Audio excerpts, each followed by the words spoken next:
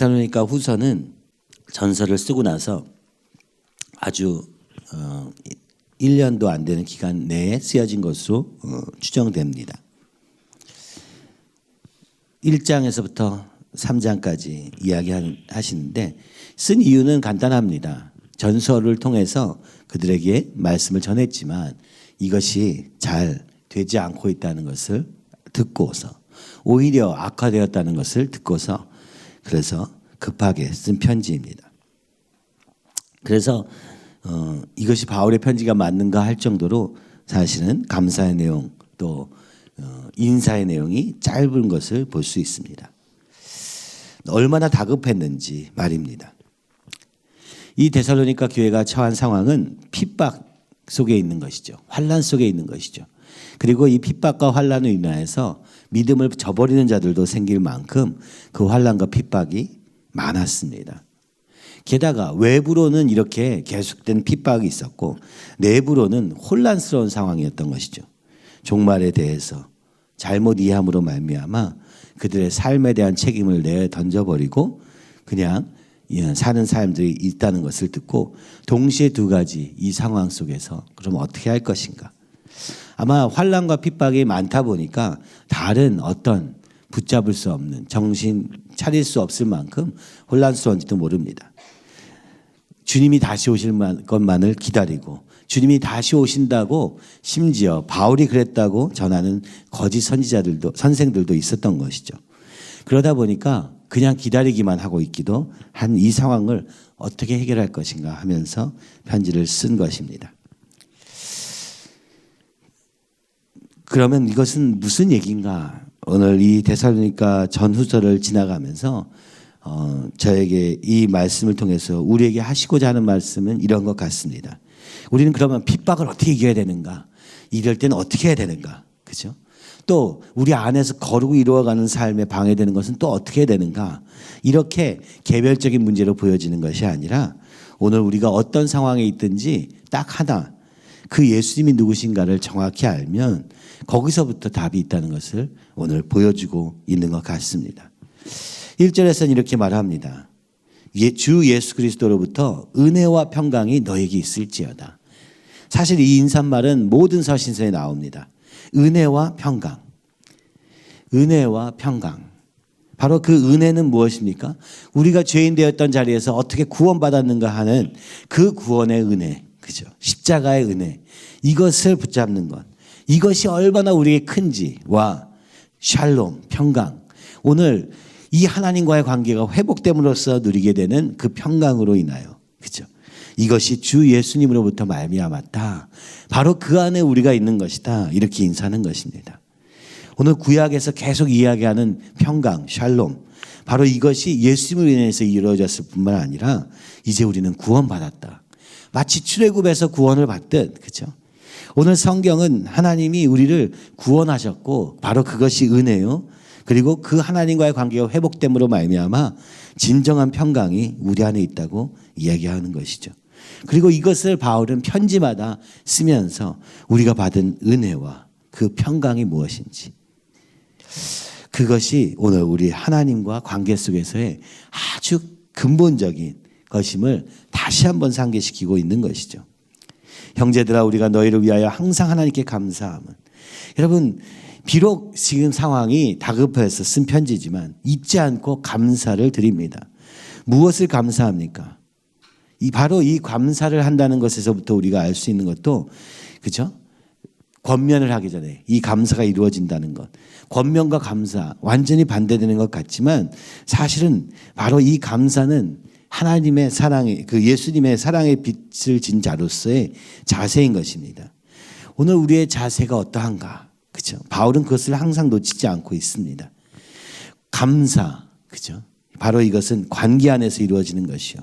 그래서 이 성도들과의 관계 안에서 그 예수 그리스도의 사랑의 빛을 진 자로서 바울은 감사하고 있는 것입니다. 무엇을 감사합니까? 믿음이 더욱 자라고 서로 사랑함이 풍성함이니. 그죠? 하나 되어서 성장해가는 과정과 그 사랑 가운데서 연합해 있는 이 모습이 감사의 제목이라는 것입니다. 아무리 이 지금 문제가 많아도 그러나 오늘 우리가 주 안에서 하나 되어서 주님을 향해 달려가는 것으로 인하여 감사를 빼놓을 수 없는 것입니다. 이것은 우리가 이룬 것이 아니라 바울이 이룬 것이 아니라 하나님께서 예수님을 통하여 이루신 놀라운 역사임을 기억하고 있는 것입니다. 오늘도 우리의 모임이 이 관계가 주님 안에서 이루어졌음을 주님 때문에 주님이 이루신 것임을 우리가 기억한다면 아무것도 다른 상황으로 어떤 구체적인 것으로 감사할 것이 없어도 감사할 수밖에 없다는 것을 우리는 기억해야 한다라고 말씀하시는 것 같습니다. 그렇죠? 뭐가 잘 돼서 감사하고 뭐가 잘 풀려서 감사하고 문제가 해결돼서 감사한 게 아니라 오늘 우리 자신 이렇게 서 있는 것 자체가 감사한 것 아니냐. 우리가 하나님의 이름으로 주님의 이름으로 하나 되어 있는 것 자체가 감사가 아니냐라고 말하는 것 같습니다. 그러므로 너희가 견디고 있는 모든 박해와 환난 중에서 그렇게 연합하고 그리고 하나 성장되어가는 이 교회를 이룬 그들이 모든 박해와 환난 얼마나 오늘 박해와 환난이 심한지 이것을 인내와 믿음으로 말미암아 그죠? 견디고 있는지 이것을 여러 교회에 자랑하고 있다고 바울은 말합니다. 박해와 환난의 상황이 그들에게 가장 큰 문제가 되고 있음을 볼 수 있습니다. 이 박해와 환난의 문제를 어떻게 이해해야 되는가? 왜 우리는 박해와 환난만 있는가? 계속 이렇게 질문할 때 여기에 대한 답을 줍니다. 이는 이렇게 얘기하는 것이죠. 하나님의 공의로운 심판의 표다. 이것이 바로 너희가 하나님 나라의 백성된 증거다라고 얘기하는 것입니다. 바로 이것이 하나님 편에 있다는 증거다. 하나님께서 오늘 공의로운 심판의 증거로 너희가 인내할 수 있는 것이다 말씀하시는 것이죠. 하나님이 도우셔서 이 인내를 주신 것도 믿음을 주신 것도 하나님의 증거다. 하나님의 살아계신 증거로 나타나고 있기에 오늘 모든 사람에게 지금 자랑하고 있다라고 얘기하는 것이죠. 너희로 하여금 하나님의 나라에 합당한 자로 여김을 받게 하려 함이니. 그죠? 하나님 나라의 백성이다 라는 것이 바로 이 환난과 핍박을 통해서 박해와 환난 중에서 인내와 믿음을 가지는 너희의 모습이 바로 하나님 나라에 합당한 자의 증거라고 이야기하는 것입니다. 그 나라를 위하여 너희가 또한 고난을 받느니라. 그러니까 무슨 얘기입니까? 오늘 하나님의 나라가 있고, 그죠?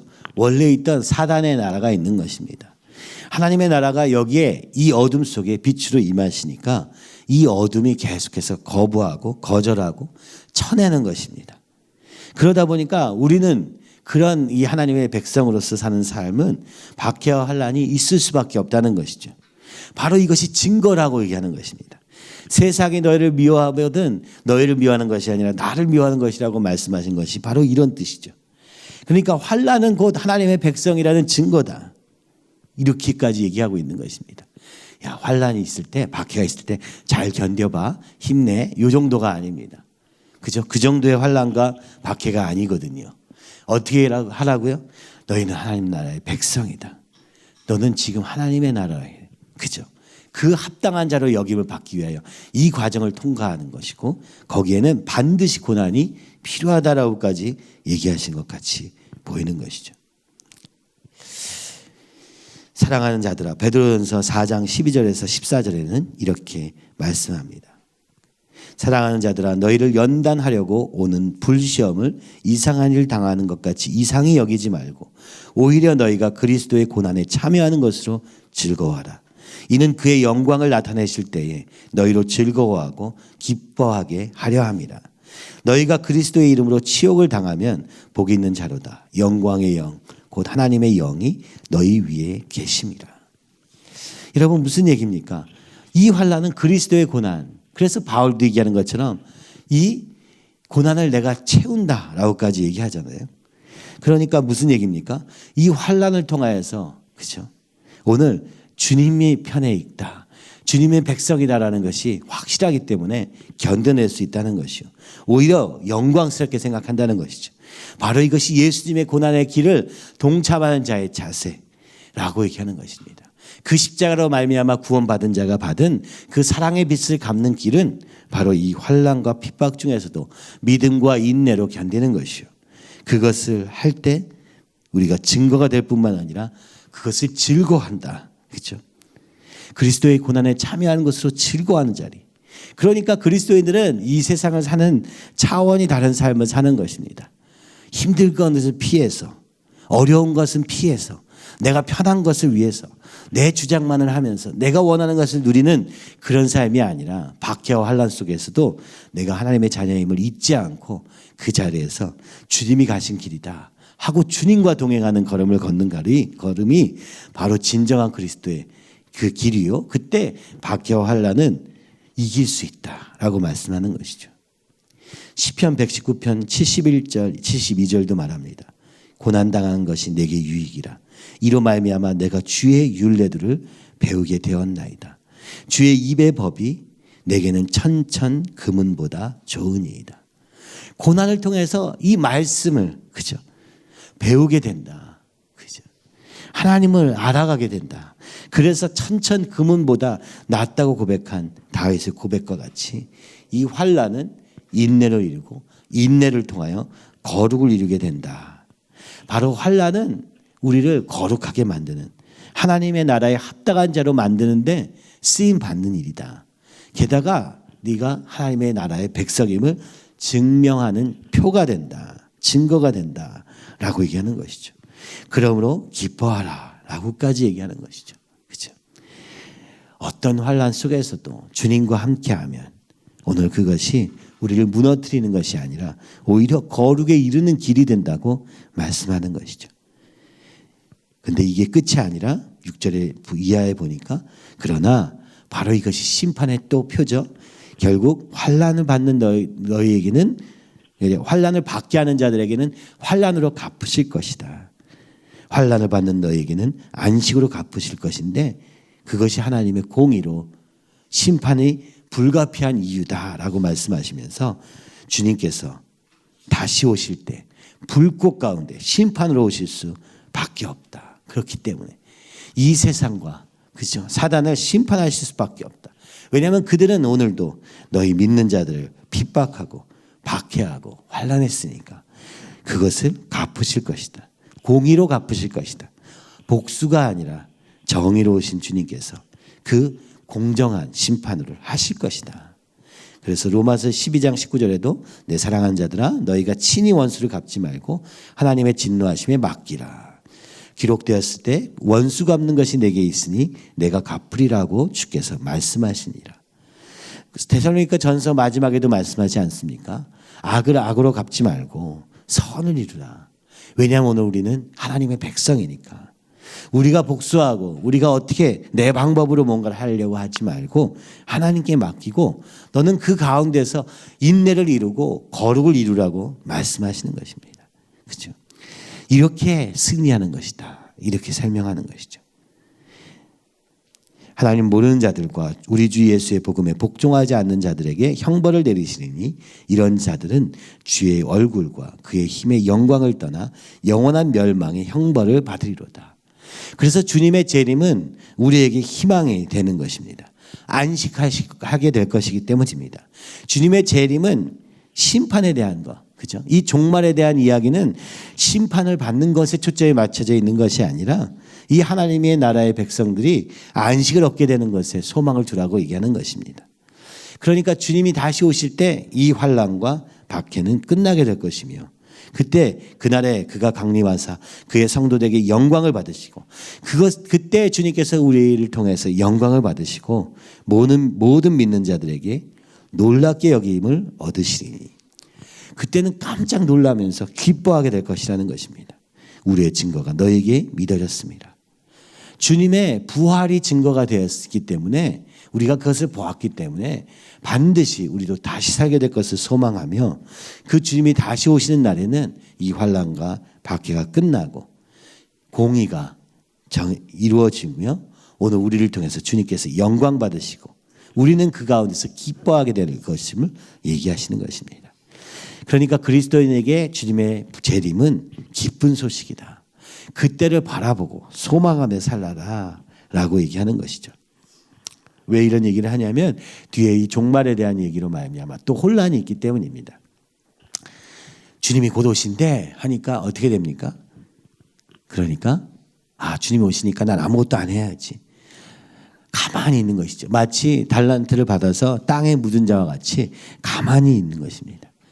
게으르게 있는 것입니다. 해야 될 일도 하지 않는 것입니다. 그래서 그 후반부는 그 얘기를 다룰 것인데, 그러니까 이 종말에 대해서는 바로 이 환난 중에 이길 힘으로 쓰라고 얘기하는 것입니다. 오늘 이 세상도 종말에 대해 가까워진다고 많은 사람들이 얘기합니다. 그때 우리는 어떻게 해야 됩니까? 박해와 환난을 이길 믿음을 준비하며 오늘 하루하루의 걸음 속에서, 그렇죠? 나를 위한 삶에서 이제는 벗어나서 주님의 영광스러운 하나님의 백성으로 살아야 하므로 우리를 다시 보아야 하는 것이죠. 그래서 준비해야 되는 것입니다. 그때 이 환난 때에 믿음과 인내로 승리할 자들로 우리 자신을 다시 보아야 하는 것입니다. 이것이 우리가 받은 구원의 은혜와 평강의 삶이라고 말씀하고 있는 것이죠. 왜냐?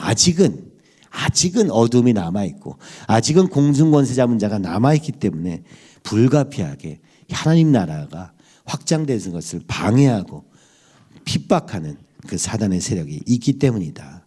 그러므로 이때 너희는 너희의 부르심에 합당한 바 바로 거룩을 이루는데 이것을 사용해라 라고 하는 것이죠. 그러니까 세상에 아무리 우리를 뭐라 하고 어떻게 해도 우리는 끝까지 인내로 주님을 향하여 달려가는 것입니다. 거룩을 향하여 달려가는 것입니다. 하나님의 부르심에 합당한 자로 그것을 목표로 가는 삶을 살라고 말씀하는 것이죠. 이러므로 우리도 항상 너희를 위하여 기도함은 우리 하나님이 너희를 그 부르심에 합당한 자로 여기시고 거룩한 자가 되도록 하시고 모든 선을 기뻐함과 믿음의 역사를 능력으로 이루게 하시고, 그렇죠? 모든 선을 기뻐하면서 그리고 믿을 때 주님께서 우리를 그렇게 만들어 가시는 그 역사하심이 하나님의 능력으로 말미암아 이루어지기를, 그렇죠? 그래서 우리가 거룩해지는 것을 얘기하는 것입니다. 우리의 하나님과 주 예수 그리스도의 은혜대로 우리 주 예수의 이름이 너희 가운데서 영광을 받으시고 너희도 그 안에서 영광을 받게 하려 함이라. 그래서 이 예수님의 은혜가, 그죠? 결국 하나님을 영광 돌리게 하는 우리의 그 부르심에 합당하게 하는 삶으로 인하여서 하나님께서 영광을 받으실 뿐만 아니라 우리도 그 영광을 받게 될 거라는 것입니다.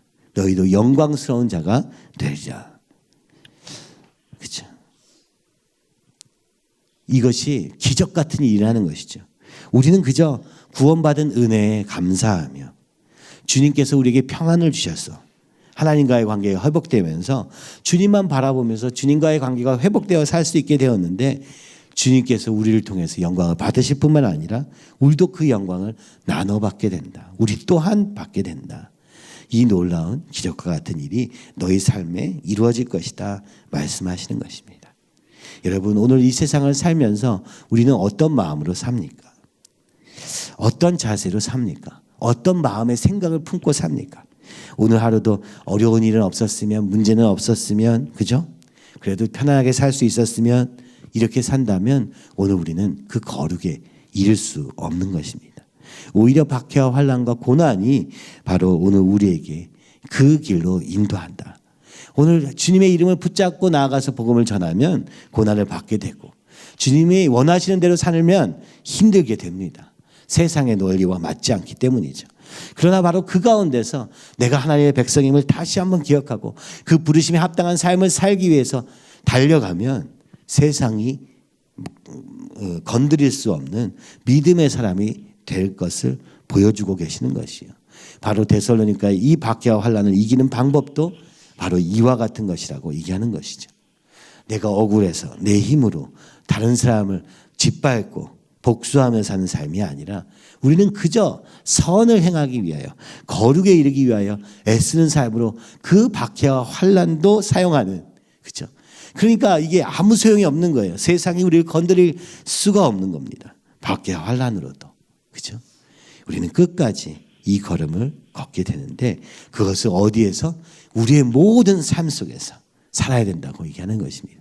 그렇기 때문에 그죠? 우리의 삶을 버리고 그냥 주님만 기다리는 그런 삶이 아니라 오늘 그 삶 속에서 이 세상 안에서 박해와 환난도 이겨가면서 주님이 거룩하게 하실 것을 기대하며 믿음의 역사가 있기를 기대하며 모든 산을 기뻐하면서 달려가는 삶, 바로 그 가운데 주님이 일하시고 그 가운데 영광 받으실 뿐만 아니라 우리 또한 저 사람은 정말 그리스도인이구나.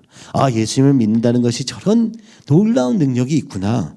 믿는 것이 정말 다르구나. 그래서 하나님께 영광 돌리고 또한 우리 또한 나로서는 살 수 없었던 삶을 살게 됨으로 말미암아 영광 받는 놀라운 삶이 있다고 이야기하면서 고난을 환난을 그죠? 기뻐하라 라고까지 바울은 얘기하고 계시는 것입니다. 우리의 삶 속에 이제 조금 우리 마음의 아예 중심에서부터 바꿨으면 좋겠습니다. 내가 편하기 위해서, 잘 되기 위해서가 아니라 내가 하나님의 백성으로 그 부르심에 합당한 삶을 살기 위해요. 오늘도 일이 있는 것이구나. 이 일 속에서 어떻게 하면 주님께 더 나아갈까? 어떻게 하면 더 주님께 기뻐하시는 삶을 살 수 있을까? 이것밖에 없는 것입니다. 눈에 보이는 것이 어떠하든지 상관없이 그것과 상관없이 십자가의 은혜로 구원하신 그 주님의 사랑 안에 묶여서 그리고 그 안에서 우리가 하나 되어서 연합하여서 더욱 성장하기 위하여 더욱 거룩에 가까이 가기 위하여 더욱 구원을 이루는 삶을 이루기 위하여 오늘 우리가 여기에 서 있다는 것을 기억하면서 그렇죠? 눈에 보이는 것에 휘둘리는 삶이 아니라 오늘 믿음의 걸음을 걷는 그 역사 가운데 놀라운 일이 있을 것임을 말씀하면서 고난과 악인의 성도의 고난과 악인의 그죠? 형통함으로 인하여 낙심하지 말고 오늘 우리의 부르심에 합당한 그 자리로 달려나가자라고 말씀하고 있는 것입니다. 이 시간 우리 같이 기도하기 원합니다. 주님, 오늘도 오늘 하루를 하나님의 자녀된 그 부르심에 합당한 삶을 살기 원합니다. 주님, 그러나 우리는 그것을 어떻게 살지 알지 못하오니 주님 말씀하여 주시고 인도하여 주시옵소서.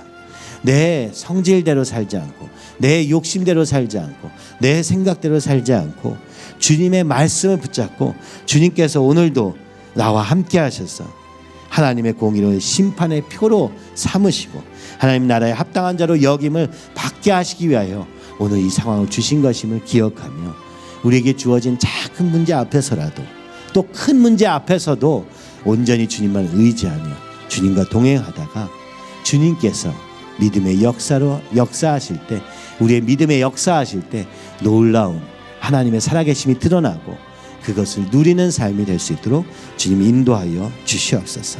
하나님, 고난 중에 있는 모든 성도와 아버지, 오늘도 복음을 들고 나아가 그 고난 중에서 주님의 복음을 전하는 우리 선교사님들과 교회들과 주여 아버지 모든 성도들을 기억하여 주시옵시고 주님 함께하여 주셔서 우리가 그 주님의 사랑 안에 하나 되고 날마다 더욱 자라가며 우리 안에 사랑이 풍성하게 되는 놀라운 역사가 있는 하루가 되게 하여 주시옵소서.